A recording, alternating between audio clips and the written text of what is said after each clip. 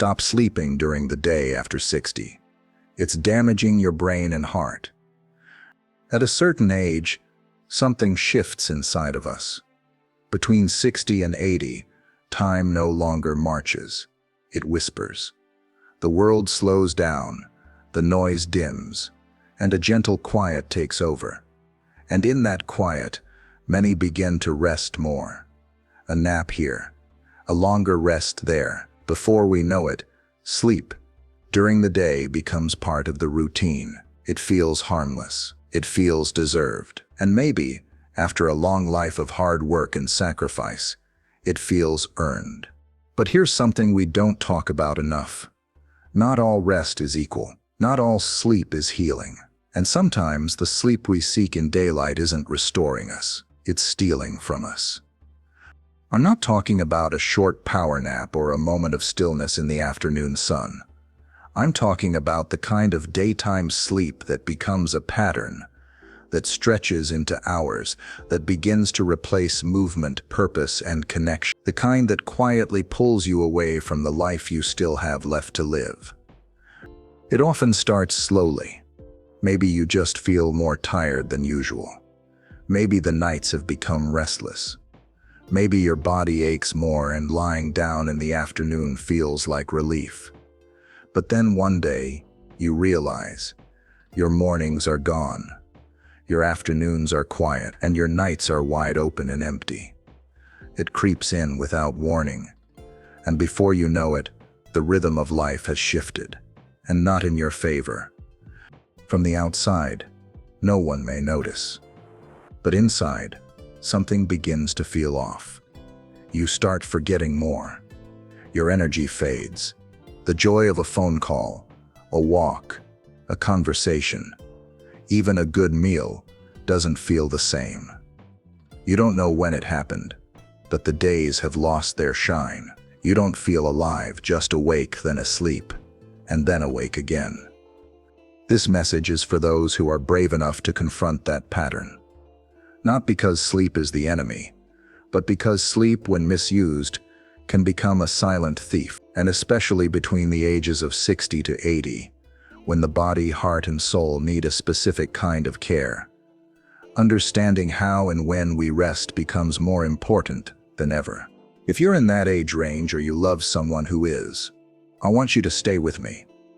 Because daytime sleep, while tempting, may be causing more harm than good.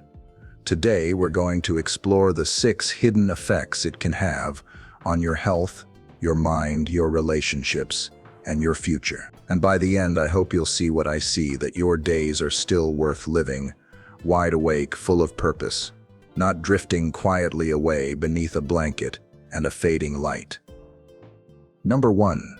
Disrupts the body's natural clock and steals your night rest. Your body runs on a sacred rhythm, a beautiful, delicate internal clock that tells you when to rise, when to eat, and most importantly, when to sleep. This rhythm, called the circadian rhythm, is not just some scientific concept. It's the silent conductor of your entire life. And as we grow older, that rhythm becomes even more sensitive, more vulnerable to being thrown off balance. Daytime sleep, especially when it's long or frequent, confuses this inner clock.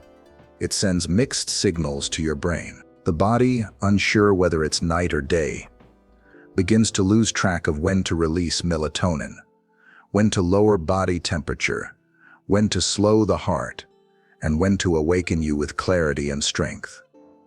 You might fall asleep in the afternoon out of boredom or fatigue, but you pay for it when you're staring at the ceiling, wide awake, mind spinning, wondering why your nights have become restless and your mornings so heavy. Many people between 60 and 80 start believing that poor sleep is just a normal part of aging. But that's not the full truth. Often, it's not age that robs us of rest. It's the habits we unknowingly form in the daylight hours. A 2-hour nap at 3 p.m. might seem harmless, but it delays the brain's ability to prepare for nighttime sleep. Instead of resting deeply at night, the mind becomes light, fragmented, half awake, leaving you exhausted come morning. Eventually, this cycle takes its toll. You start waking up groggy, needing more caffeine or sugar to stay alert. Your moods shift. You feel less grounded, less patient, less present. The day becomes a fog, and that sacred rhythm, the one nature gave you, is now out of tune. But there is good news. The body wants to heal. It wants balance. And if you start by limiting long daytime naps, creating regular sleep and wake times, and letting the sunlight touch your face each morning, you'll find that rhythm again. And when you do, everything else, energy, focus, peace, starts falling back into place. Number 2, increases risk of cognitive decline and early memory loss. There's something terrifying about forgetting. Not just the little things, like where you put your glasses or what day it is, but forgetting conversations, forgetting familiar faces, forgetting pieces of who you are. For many people in their 60s, 70s, and beyond, memory loss feels like a shadow that's always nearby. But what if one of the contributing factors is something we thought was harmless? Long and frequent naps during the day have now been linked in multiple studies to a faster decline in cognitive function. Researchers have found that those who consistently sleep during the day for over an hour are at a significantly higher risk of developing dementia and other forms of memory impairment. Because excessive daytime sleep may not just be a symptom of early cognitive issues, it could also be a cause. When we sleep deeply at night, the brain performs vital tasks. It clears out toxins. It resets emotional patterns. It files away memories and strengthens neural pathways. But when the brain receives confusing cues like a long nap in the afternoon, followed by a restless night, these crucial processes become disrupted. Instead of deep, restorative sleep, you get fragmented rest that fails to nourish the mind. Over time, this pattern starts to dull the sharpness of thought. You may find yourself searching for words, repeating questions, losing focus during conversations. And each time you silently wonder, is this just aging or is something deeper happening? And here's the heartbreaking truth. For many, it could have been prevented. Not fully, not perfectly, but significant. Choosing to stay mentally active, to avoid unnecessary daytime sleeping, to keep your mind engaged with books, puzzles, walking, or talking to people. These aren't just hobbies, they're lifelines for the brain. So if you find yourself sleeping more in the day than being awake, take it as a gentle warning, not a punishment, not a diagnosis, just a whisper from your mind, stay with me. Don't drift. I still need you here. Number 3. Deepens emotional disconnection and loneliness. There's a loneliness that creeps in slowly, so quietly that you hardly notice it at first. It begins with a missed lunch with a friend because you were too tired. Then a grandchild's phone call you didn't answer because you had just fallen asleep. And over time, that nap in the afternoon becomes a habit, then a retreat, then a wall. One that slowly separates you from the people who once brought warmth to your life. From 60 to 80, connection is more important than ever. It's the season where you deserve to be seen, to be heard, to be cherished. But when daytime sleep replaces social activity, engagement fades. Conversations don't happen. Invitations dry up. The phone rings less. People assume you're unavailable. Or worse, that you've lost interest. And in that silence, a dangerous message begins to settle into the heart. Maybe I don't matter anymore. This disconnection isn't just emotional. It's deeply spiritual. We are wired for connection, for shared laughter, for presence. But when we sleep during the hours life is happening, we miss it. We miss the sunlight that falls just right through the kitchen window. We miss the sound of our favorite person saying our name. We miss the smiles that could have lifted our spirits. And it's not just others we disconnect from. We start losing connection with ourselves, with our identity, with our purpose. Days blend together. The desire to get dressed fades. We stop planning things. We stop dreaming. And eventually, we just start waiting. For what, we're not even sure. But here's the thing. Loneliness doesn't mean you're unloved. It means you've been disconnected, and that can be reversed. A phone call made instead of a nap. A walk with a neighbor instead of lying down. A simple cup of tea shared in the afternoon instead of sleeping through the daylight. These moments reconnect the heart. They tell the soul, you are still here. You are still needed. Daytime sleep may seem like rest, but if it's replacing your time with people, it might be replacing something sacred. And now is the time to reclaim it. Number 4, weakens the heart and raises the risk of stroke. We think of rest as something that heals the body, and it is. But too much of the wrong kind of rest, especially during the day, can actually weaken one of your most vital organs, your heart. Between 60 and 80, the heart requires more intentional care than ever before. It's the engine that's carried you through decades of life, through stress, love, loss, excitement, and quiet. And it's still working, still beating, still fighting for you. But when the body lies idle too long, especially in the form of daytime sleep, the heart suffers. Studies have shown that people who regularly nap for over 90 minutes during the day are at a significantly higher risk of heart-related issues, including high blood pressure, irregular heartbeat, and even stroke. Because when you're in bed or on the couch instead of moving, your blood circulation slows. The body gets less oxygen. The heart has to work harder. Over time, this chronic strain can weaken its function. Worse, long daytime naps often signal a sedentary lifestyle, which, when paired with aging, becomes a dangerous combination. When muscles stop moving, they lose strength. When joints aren't used, they stiffen. And when the heart doesn't get the regular, gentle stimulation it needs from walking or activity, it starts to lose its resilience. Think of your heart like a lifelong companion. It doesn't ask for much, just a little attention, a little motion, a little respect.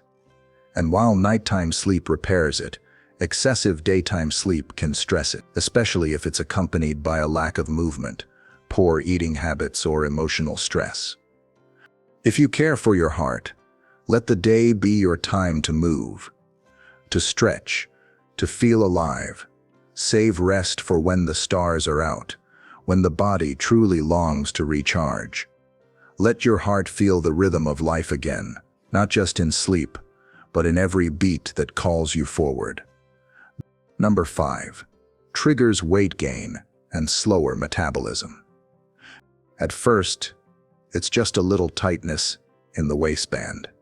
Then the mirror doesn't reflect the same shape you remember. And eventually you start wondering, how did this happen so fast? Between 60 and 80, the body becomes more sensitive to even the smallest lifestyle changes, and one of the most underestimated contributors to weight gain in this age range is excessive sleep during the day. Here's why. The human body burns energy even when it's resting, but it burns significantly more when you're up, walking, doing chores, cooking, laughing. When you lie down for long stretches during the day, your muscles aren't active, your blood flow slows, your digestive system stalls, and your metabolism, the engine that processes food into fuel, begins to drag. The longer and more frequently you nap during the day, the more this pattern solidifies. And soon, food that used to give you energy now turns into stubborn fat. You might find that you're eating the same amount or even less, but still gaining weight. That's because your body isn't using the energy, it's storing it. Worse, frequent daytime napping also disrupts insulin sensitivity. This means your body becomes less efficient at processing sugar, increasing the risk of type 2 diabetes, a condition already common in older adults. And when sugar builds up in your system, it not only affects your waistline but your mood, your brain, and your heart. You don't have to become a fitness fanatic to fight this. Just staying upright, walking, and staying engaged during the day helps immensely. Replace that 2-hour nap with 20 minutes of stretching, light cleaning, or a walk around the neighborhood. Drink water, eat on a regular schedule, move a little more, not just to lose weight, but to keep your metabolism working for you, not against you. The point is not to shame rest. It's to protect your body from too much of it in the wrong time and place. Because if you can keep your engine running through the day, your body will reward you with energy, vitality, and strength that lasts far beyond what the world expects of someone your age. Number 6. Sends the mind into a cycle of hopelessness and depression. There's a kind of sleep that doesn't restore you, it numbs you. It doesn't energize you, it hides you. And when you start sleeping too often during the day, not because you're tired, but because you're avoiding the emptiness of the hours, something more serious is happening beneath the surface. From 60 to 80, many people face a quiet battle that few talk about. The creeping feeling of uselessness, sadness, or simply being left behind. It doesn't always look like crying or despair. Sometimes it looks like sleeping through the day, because there's nothing left to look forward to. Sometimes it's lying in bed when the sun is high because you feel no urgency to rise. It's drifting through time like a boat with no direction.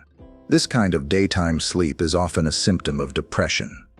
Not just emotional sadness, but a physiological state where your brain no longer produces enough dopamine and serotonin, the chemicals responsible for joy, motivation, and hope.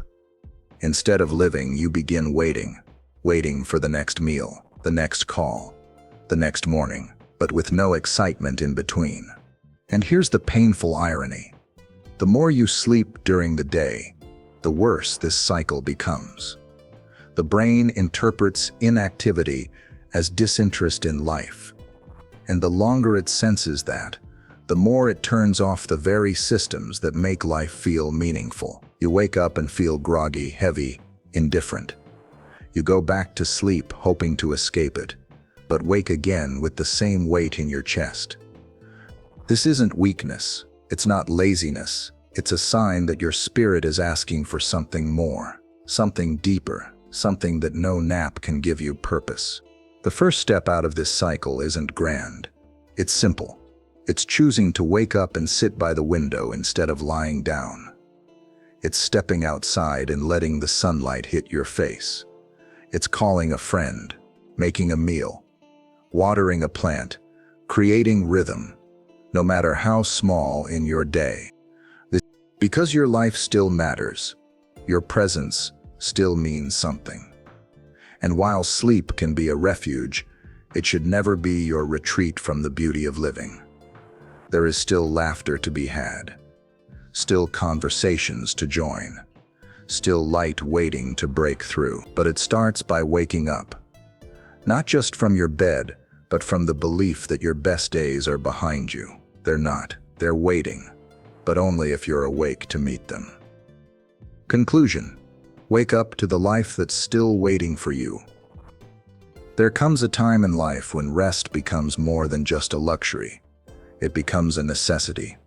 After 60, your body speaks a little louder. It aches more. It slows down. It demands recovery. And that's okay. You've earned your rest. But not all rest is healing. Not all stillness is peace.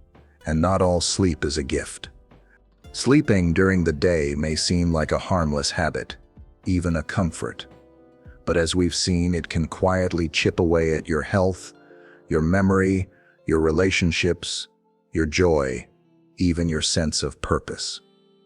It's not about demonizing naps or labeling them as wrong. It's about becoming aware, about understanding that in this season of life, how you spend your waking hours matters more than ever. Between 60 and 80, you still have time. Time to love, time to grow, time to surprise yourself. And every hour you spend awake, alert, alive, is an hour the world still gets the gift of you. Don't trade that gift for a habit that slowly steals your light. The truth is, your soul doesn't want to sleep the day away. It wants to feel something. It wants to hear music, touch hands, taste life. It wants to laugh until tears come, walk beneath trees, tell old stories, and be part of something real. It wants you, present, not drifting. So as you move forward from this moment, ask yourself, what do I want these years to mean? Because they can mean something. They can be some of the most peaceful, powerful, and purposeful years of your life, but only if you're awake to live them. It's never too late to change. Never too late to wake up earlier, stay active longer, and rest only when your soul has been fully spent on a day well lived. Don't let the clock tick in silence. Fill it with motion, with meaning, with memory. Your story isn't over, and it was never meant to fade quietly into dreams. It was meant to echo, to inspire, to finish strong. So stand up, breathe deep, step into the sun, and don't sleep through the days that still belong to you.